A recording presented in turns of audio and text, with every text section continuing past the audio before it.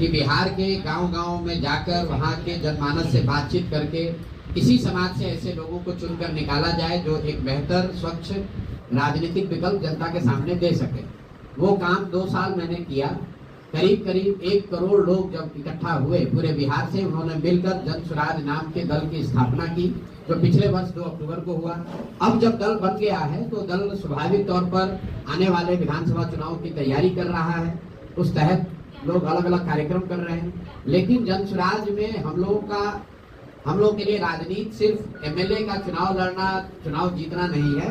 राजनीति इसलिए कर रहे हैं कि यहाँ के विषयों की समझ हो, लोगों की आवाज बन सके, यहाँ की जो परेशानियां हैं उसको सुलझाने में कुछ मदद कर सके। बाकी अभी 6-8 महीने में चुनाव है, तो उस नजरिए से भी पार्टी तो तैयारी अपनी करेगी। और लोकतंत्र है, लोकतंत्र में चुनाव की एक अपनी महत्ता है, तो उस नजरिए से भी ये दौरे को आप देख सकते हैं। सत्ता पक्ष कह रही है सर कि मॉकपोल में जब जन स्वराज का ये हाल हुआ तो फिर आगे क्या, इसको लेकर के क्या कहेंगे? भाई, आप जितने लोग यहाँ आए हैं, आपकी ये संख्या बताती है कि जन स्वराज की कोई ताकत है या नहीं है। कोई विधायक मंत्री यहाँ पर चला आए तो आप सब पत्रकार बंधु इतने कभी आ ही नहीं सकते हैं। और आपको मालूम है कि अगर आप आए हैं तो इसलिए आए हैं कि आपको ये एहसास है कि जन स्वराज जमीन पर है। दूसरा, कोई दल कोई भी दावा कर ले, बिहार में अगर एक राजनीतिक व्यवस्था, एक राजनीतिक विकल्प और दल जो जमीन पर कार्यकर्ताओं के, लोगों के स्नेह से, सहयोग से चल रहा है, वो उसका नाम है जन स्वराज। ये निश्चित बात है कि ये नया दल है, अभी 2 वर्ष लगे हैं, लेकिन 2 वर्ष पुराना दल, और दल तो अभी 6 महीने पुराना ही है। 6 महीने बना पुराना दल, कम से कम ये तो हर व्यक्ति मान रहा है कि इस बार जो चुनाव होगा वो त्रिकोणीय होगा। एक और एनडीए वाले रहेंगे, जिसमें शारीरिक और मानसिक तौर पर थके हुए नीतीश कुमार जिसका नेतृत्व करेंगे। एक और राजद वाले होंगे, जो कि जंगल राज के लिए, जिनको पूरा बिहार नहीं पूरा देश जानता है। और तीसरी ओर जन स्वराज होगा, जिसमें पढ़े लिखे, ईमानदार, समझदार लोगों का एक समूह होगा। अब निर्णय बिहार की जनता को करना है कि उनको लालटेन का जंगल राज वापस चाहिए, या थके हुए नीतीश कुमार चाहिए, या बिहार के लोगों के द्वारा बनाया गया एक ईमानदार सशक्त विकल्प जन स्वराज चाहिए।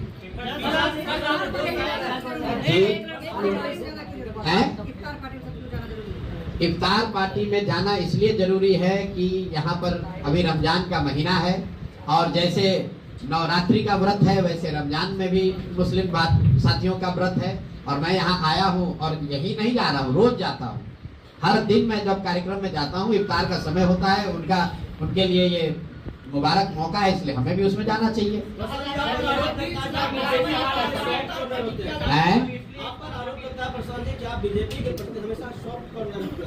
देखिए, मैंने हमेशा जो बात कही है कि बिहार की बर्बादी के लिए लालू और नीतीश जिम्मेवार हैं, क्योंकि पिछले 30-35 साल से लालू जी और नीतीश जी ही राज्य का नेतृत्व कर रहे हैं। लेकिन बिहार की बर्बादी के असली गुनाहगार कांग्रेसी और भाजपाई हैं। ऐसा इसलिए मैं कहता हूँ क्योंकि लालू जी को बिहार की जनता ने सिर्फ एक बार 1995 में बहुमत से वोट देकर जिताया है। बाकी 15-16 साल जो लालू जी का जंगल राज चला, वो कांग्रेसियों के मदद से चला, उस बैसाखी से चला। कांग्रेसियों ने उनकी मदद इसलिए की क्योंकि वो चाहते थे कि लालू जी की मदद से 20-25 सांसदों का सपोर्ट उनको दिल्ली में रहे। यही हाल नीतीश जी का, एनडीए का है।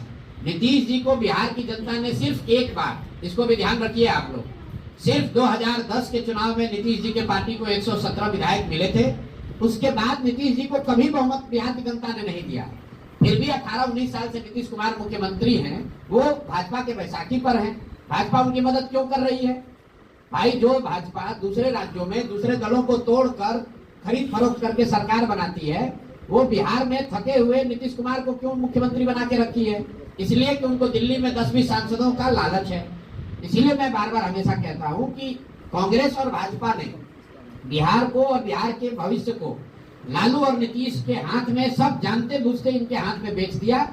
जैसे कांग्रेसियों ने हम लोग का भविष्य लालू जी के हाथ में बेचा, वैसे ही भाजपाइयों ने हम लोग का भविष्य नीतीश कुमार के हाथ में बेचा है। आपको क्या लगता है? नीतीश कुमार का रोज आप लोग देख रहे हैं, क्या नरेंद्र मोदी को, क्या अमित शाह को ये पता नहीं है कि मानसिक तौर पर नीतीश कुमार और शारीरिक तौर पर वो मुख्यमंत्री बनने की स्थिति में नहीं है? फिर इतने बड़े राज्य की 13 करोड़ लोगों की जिस पर जिम्मेवारी है, उस पर आपने नीतीश कुमार को थोपा हुआ है। क्यों थोपा हुआ है? नीतीश कुमार को जैसे शिखंडी की तरह सामने खड़ा करके पीछे से राजनीति कर रहे हैं। अगर भाजपा में दम है तो अपना मुख्यमंत्री बनाओ और लड़ो चुनाव सामने से। इनमें तो दम है नहीं। सामने से नीतीश कुमार का चेहरा लगा रखा है। वो आदमी ना शारीरिक तौर पर सक्षम है, ना मानसिक तौर पर स्वस्थ है, और उनको सामने रखकर और ये भी नहीं बता रहे हैं कि अगला मुख्यमंत्री नीतीश कुमार ही होगा। ये सिर्फ बिहार की जनता के साथ धोखा कर रहे हैं भाजपा वाले। सामने नीतीश कुमार को रखा है। अगर गलती से कहीं चुनाव जीत गए तो सबसे पहले नीतीश कुमार को हटाकर कोई भाजपा के आदमी को ये लोग बनाएंगे, जो काम इन लोगों ने महाराष्ट्र में किया है। तो भाजपा का तो यहाँ कोई ना नेता है ना नेतृत्व है, इसलिए भाजपा की बात कम होती है। ये लोग पिछलग्गू दल बनकर पीछे से, भोजपुरी में हम लोग कहते हैं नेहरू आइल चोर। तो ये वो लोग हैं जो छुप कर आकर बिहार की सत्ता को कब्जा करना चाहते हैं, क्योंकि 2015 में इन्होंने सामने से कोशिश की थी और औंधे मुंह गिरे थे। इसलिए अब फिर चाहते हैं कि किसी तरह व्यवस्था जुगाड़ लगाकर नीतीश कुमार को सामने रखकर समीकरण बनाकर लालू का डर दिखाकर हम लोग वापस आ जाएं और चुनाव के बाद अपना किसी भाजपाई को मुख्यमंत्री बना देंगे। यहाँ आप लोग पत्रकार बैठे हुए हैं, भाजपा का नेतृत्व कौन कर रहा है बिहार में? कितने लोग? आप लोग पत्रकारों को आधा को जानकारी नहीं है कि कौन है दिलीप जायसवाल। भाजपा का चेहरा यहाँ कौन है? दिलीप जायसवाल। कौन जानता है उनको? कौन सा पराक्रम, कौन सा पुरुषार्थ इन्होंने किया है बिहार में? इनकी पृष्ठभूमि जाकर आप पता कर लीजिए। पूर्णिया में कटिहार में लोग इनके बारे में क्या कहते हैं। सर मेरा एक सवाल है। लालू जी का भय दिखा रहे हैं ना? आप भी तो लालू जी का ही भय दिखा रहे हैं। किसका भय दिखा रहे हैं? आप भी तो लालू जी का ही भय दिखा हम किसी का भय नहीं दिखा रहे। हम तो ये बता रहे हैं कि बिहार की जनता जो लालू जी के डर से भाजपा को वोट देती है और भाजपाइयों के डर से लालू जी को वोट देती है, उन दोनों का भय खत्म करने का रास्ता है जन सुराज। सर मेरा एक सवाल है। बिहारी ने कहा कि 2025 में कोई मायका लाल नहीं है जो तेजस्वी को सरकार बनाने से रोके। भाई लालू जी कह रहे कोई माई का लाल नहीं है। तो लालू जी के नजर में तो बिहार में एक ही लाल है जिसका नाम है तेजस्वी यादव। बिहार के 13 करोड़ लोगों की तो चिंता उनको है नहीं। लालू जी तो बस अपना ही परिवार और 5 गो उनके बाल बच्चे, इसके आगे न कभी सोच सकते हैं। तो उनको कैसे दिखेगा कि बिहार में दूसरा और कौन है? सर अति पिछड़ा का एक सवाल है सर। कम पढ़े लिखे लोगों की जगह है कि नहीं प्रशांत जी? बिल्कुल, बहुत लोकतंत्र में कम पढ़े लिखों की जगह है। बिल्कुल। सुनिए मेरा एक सवाल। इनका सवाल है कि लोकतंत्र में कम पढ़े लिखे लोगों की जगह है कि नहीं। बहुत जगह है। इस देश में तमिलनाडु एक राज्य है, उसके सबसे प्रसिद्ध मुख्यमंत्री का नाम है कामराज, जो नहीं पढ़े लिखे थे। कम पढ़ा लिखा होना राजनीति में वो कोई मानक नहीं है। लेकिन जो बात आपने कही कि मैं तेजस्वी के 9वीं फेल होने की बात करता हूँ, क्यों करता हूँ उसको समझिए। जब आपके माँ और पिताजी दोनों मुख्यमंत्री हैं, जब आप DPSR के पूरब में पढ़ते हैं और आप वहां से 9वां नहीं पास कर पाते हैं, तब आप और नहीं पढ़ पाए, नहीं पास कर पाए, तो दिखाता है कि आपकी क्षमता क्या है। मान लीजिए कि आप उस समय नहीं पढ़े, क्रिकेट खेलने चले गए, तो सीखने और पढ़ने का तो उम्र खत्म नहीं होता है। आप जाकर देखिए बिहार के लाखों ऐसे बच्चे हैं जो मजदूरी कर रहे हैं और कॉरेस्पॉन्डेंस से कोर्स कर रहे हैं, पढ़ाई कर रहे हैं। तो भाई ये उसके बाद ही आकर कुछ पढ़ाई कर लेते, आज ही डिग्री ले लेते। ये न पढ़ना दिखाता है कि शिक्षा के प्रति उस व्यक्ति की सोच क्या है। उस व्यक्ति के नजर में शिक्षा की कोई महत्ता ही नहीं है। इस बात पर हम चोट कर रहे हैं। इस बात पर नहीं कह रहे हैं कि आप 9th फेल हैं कि 10th फेल हैं।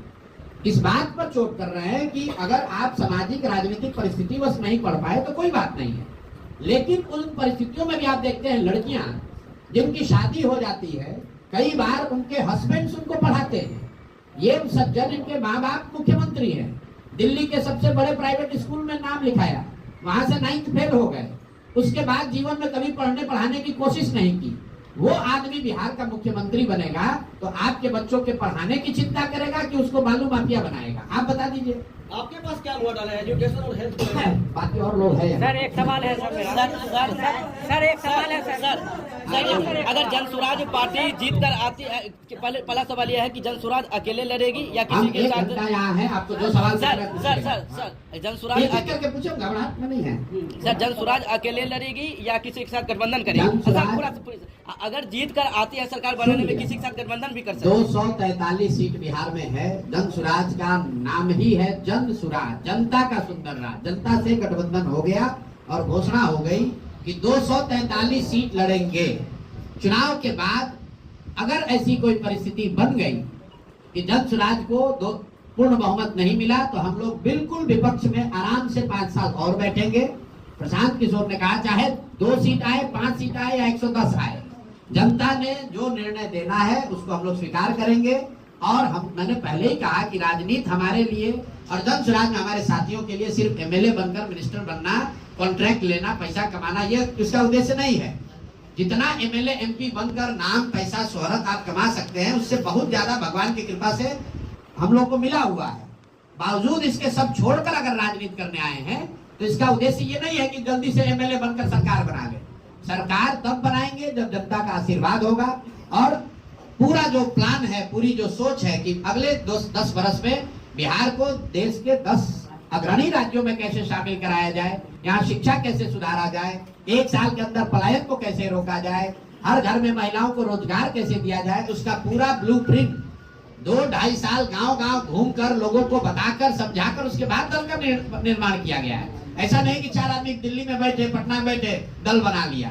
दल बनाने से पहले 2.5 साल मैंने बिहार का चप्पा पैदल चल के देखा है, लोगों से बात करी है। तो हम लोग के लिए गठबंधन ना आज है, ना कल होगा, ना चुनाव से पहले, ना चुनाव के बाद। अरे भैया सुनेंगे तभी।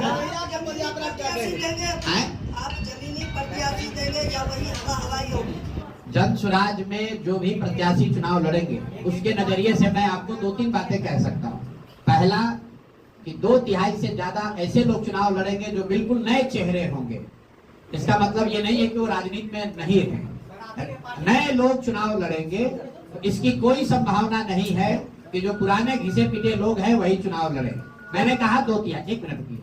दूसरा आपको बता दें प्रत्याशियों के नजरिए से, जन स्वराज किसी दूसरे दल से पहले जुलाई-अगस्त में ही अपने उम्मीदवारों के 243 उम्मीदवारों की घोषणा कर देगा, ताकि इसकी कोई संभावना न रहे कि हमको जदयू में टिकट नहीं मिला तो जन स्वराज में आ गए या राजद में, कांग्रेस में नहीं मिला तो यहाँ आ गए। हम लोग अपने 243 उम्मीदवार जुलाई-अगस्त में ही घोषित कर देंगे, ताकि कोई पत्रकार ये न कह सके, कोई आदमी ये न कह सके कि जन स्वराज में टिकट उसको मिला है जिसको दूसरे जगह नहीं मिला।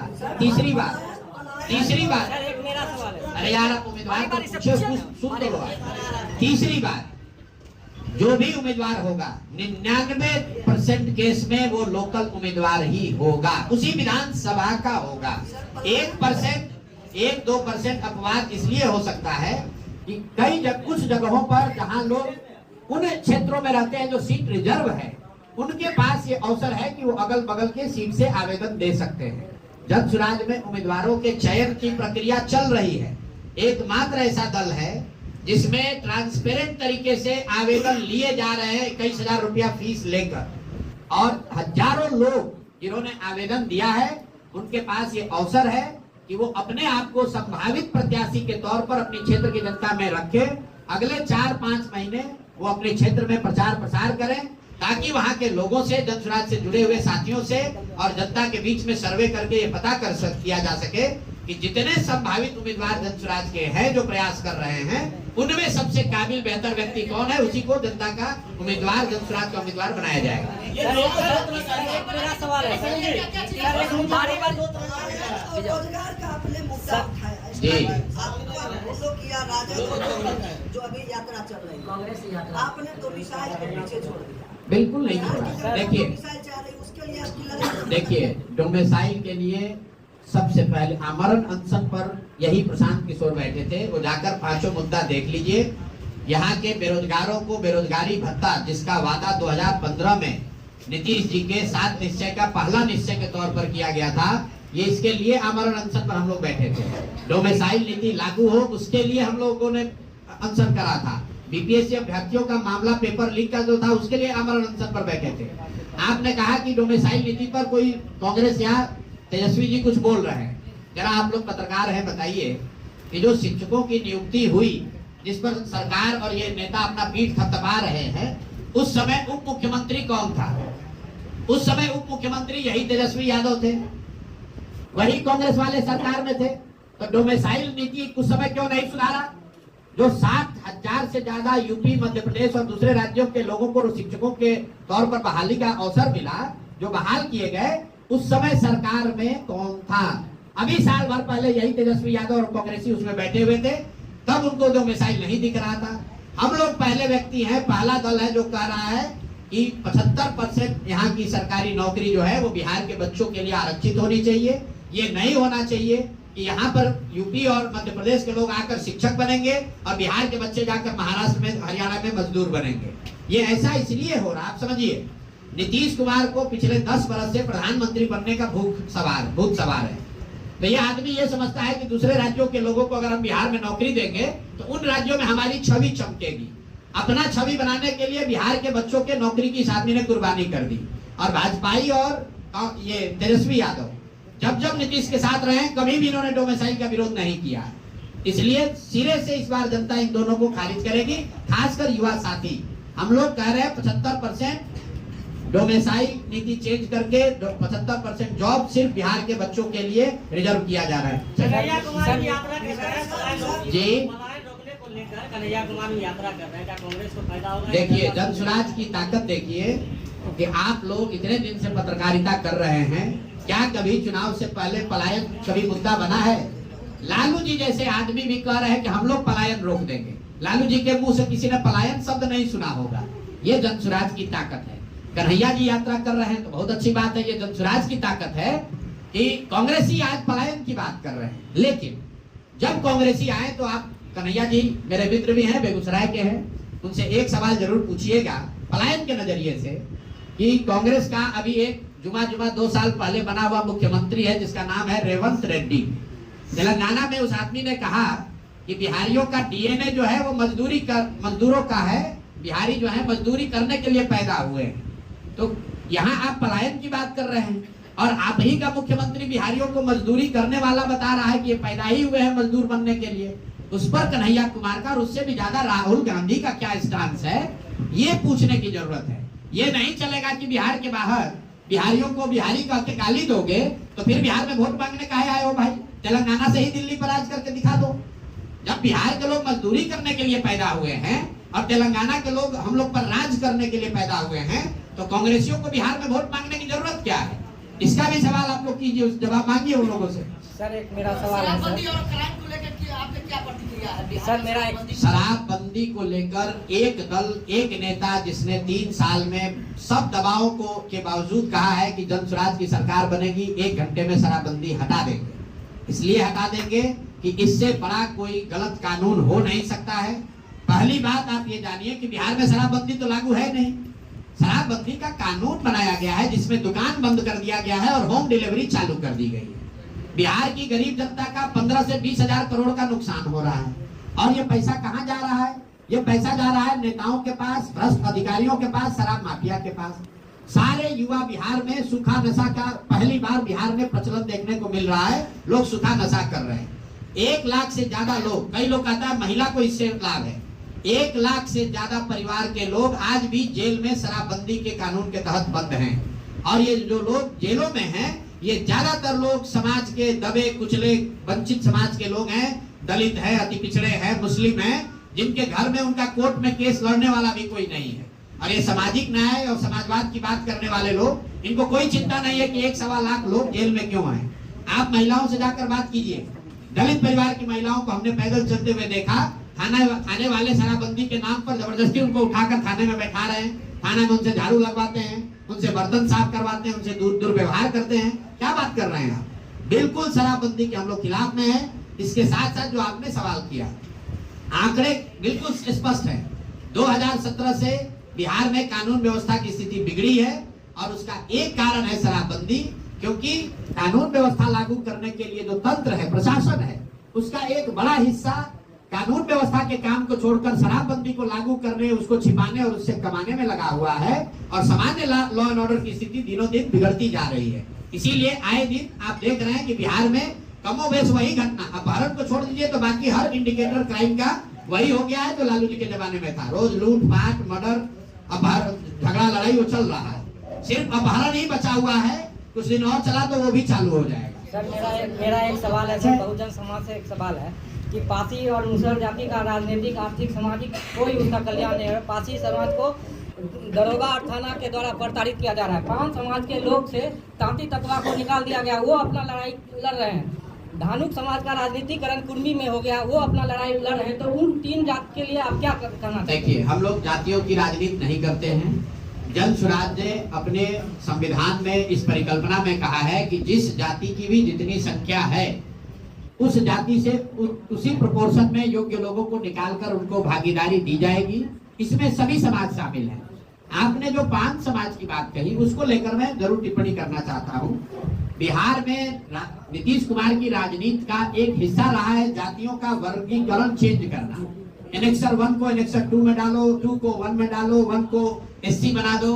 उसी के तहत एनेक्सर 1 में आने वाली कुछ जातियों को, जिसको 5 समाज के नाम से एससी का दर्जा दिया गया। ये सही बात नहीं है, ऐसा दावा किया गया। क्योंकि जातियों का ये जो दर्जा चेंज होता है, कैटेगरी चेंज होती है, इसके पीछे साइंटिफिक स्टडी होनी चाहिए। राज्य सरकार उसको प्रस्तावित कर सकता है, उसको स्वीकार करने का पावर केंद्र सरकार को है। जैसा आपने देखा होगा बिहार में लोहारों के साथ भी ऐसा ही किया गया है। नीतीश कुमार ने वोट लेने के लिए यहाँ से कह दिया कि हमने 5 समाज को एससी का दर्जा दे दिया। केंद्र के सामने ना उसके पक्ष में साक्ष्य रखा, ना उस केस की पैरवी की। नतीजा क्या हुआ? जैसे लोहार को एसटी बनाया गया था और वापस ईबीसी बना दिया गया, उसी तरह 5 समाज के लोगों को एससी से हटाकर वापस ईबीसी बना दिया गया।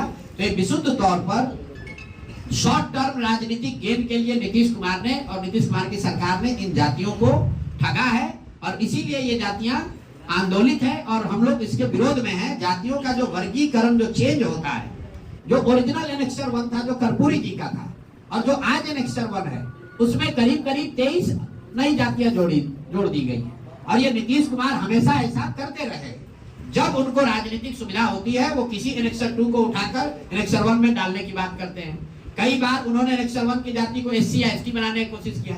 तो जब आप एनेक्सर बदलते हैं, एनेक्सर 2 को एनेक्सर 1 में डालते हैं, वो तो राज्य सरकार का मामला है, इसलिए वो कर पा रहे हैं। लेकिन अगर आप एससी को, ईबीसी को या ओबीसी को एससी या एसटी के दर्जे में डालोगे तो केंद्र से उसका अनुमोदन जरूरी है, वो नहीं करा पाए। इसीलिए लोहार के केस में जिसको एसटी बनाया गया था फिर से ईबीसी बना दिया गया, कई बच्चों का नौकरी चला गया, लोग परेशान हुए। उसी तरह से 5 समाज को भी इन्होंने कहा कि हमने एससी बना दिया, लोग पंचायती राज का चुनाव एससी रिजर्व सीटों पर लड़े और वो सब चीज बर्बाद हो गया क्योंकि केंद्र सरकार के समक्ष इन्होंने जरूरी दस्तावेज नहीं रखे, उन जातियों के साथ धोखा हुआ है। अब वो जाति जो है वो आंदोलित है।